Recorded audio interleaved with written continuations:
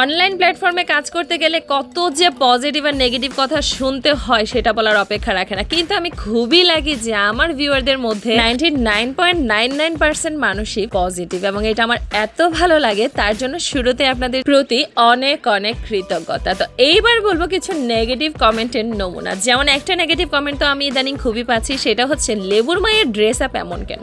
আর সত্যি বলতে আমার আবার ফিরতি প্রশ্ন করতে ইচ্ছে করে যে আসলে লেবুর মায়ের ড্রেস আপ কেমন। আমার জানা মতে আমি আমার লেবুর মাকে ঠিক সেই সব ড্রেস আপই পরাই যেগুলো আমি প্রেফার করি। মানে আমি যে ড্রেসগুলো পরি দেখা যায় যে আমার সেই ছোটবেলার ড্রেস যেগুলো এখন হয়তো শরীরে হয় না, মুটিয়ে গেছি, সেই ড্রেসগুলোই লেবুর মা বেছে বেছে নিয়ে পরে ফেলে। ইভেন আমি যেখান থেকে কেনাকাটা করি আমি আমার জন্য যখন একটা নিই লেবুর মায়ের জন্য নিই। আমাদের এমন অনেক ভিডিও আছে যেখানে আপনারা দেখবেন আমরা সেম ড্রেস আপ করছি। তো ঘটনা যেটা হয়েছে, আমি ভোগ বাই প্রিন্স থেকে কেনাকাটা করি আর থাইল্যান্ড থেকে যেখান থেকেই কেনাকাটা করি না কেন আমি লেবুর মায়ের জন্য ড্রেস কিন্তু রাখি।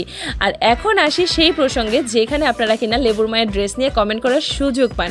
সেটা হচ্ছে যেহেতু আপনারা আমাদের কন্টেন্টগুলো দেখেন এবং কন্টেন্টের প্রয়োজনে কখনো আমাদের ভিখারি সাজতে হয়তো, কখনো দোকানদার, কখনো আবার হয়তো সেই বাটপার কাস্টমার। তো যার কারণে সেই কন্টেন্টের সাথে ম্যাচিং করে করে কিন্তু আমাদের ড্রেস আপ সিলেক্ট করতে হয়। যদি এমন হতো ভোগ বাই প্রিন্সের ড্রেস পরেই কেউ ভিক্ষা করছে, আপনি কি তাকে ভিক্ষা দিতে যাবেন? অবশ্যই না। যার কারণে ভোগ বাই প্রিন্স হচ্ছে ভোগ বাই প্রিন্স এবং তাদের জামাটাও হচ্ছে সেই ক্যাটাগরি যেখান থেকে কেনাকাটা করা যায় ঈদ উপলক্ষে, ভিক্ষা করার জন্য না। বলে রাখা ভালো, ভোগ বাই প্রিন্সে গিয়েছিলাম তাদের কালেকশন দেখার জন্য, এবং প্রতি বছর আমি ঈদের ঠিক আগ মুহূর্তে ভোগ বাই প্রিন্সে যাই। তার কারণটা জানেন? কারণ ঈদ উপলক্ষে এত পরিমাণে কালেকশন আসে যেটা কিনা বছরের আর অন্য কোনো সময়ে আসে না। তো এই ট্রিকটা কিন্তু আপনারা ইউজ করে দেখতে পারেন, কারণ এই সময়টাতে আপনারা ভোগ বাই প্রিন্সে গেলে যা যা দেখতে পারবেন তা কিন্তু বছরের অন্য কোনো সময় গেলে পাবেন না। তো এই সময়টা আমি কখনোই মিস করতে চাই না। তো সেদিন আমি চলে গিয়েছিলাম লেবুর মাকে সাথে নিয়ে, এবং আমি আর লেবুর মা এত পরিমাণে কালেকশন দেখেছি তো মনে হলো একটা ভিডিও করে আপনাদের সাথে শেয়ার না করলেই না। মাঝে মাঝে এই ধরনের জনসেবামূলক কাজ তো আমি করেই থাকি এবং সেটা নিয়মিতই করে যাই শুধুমাত্র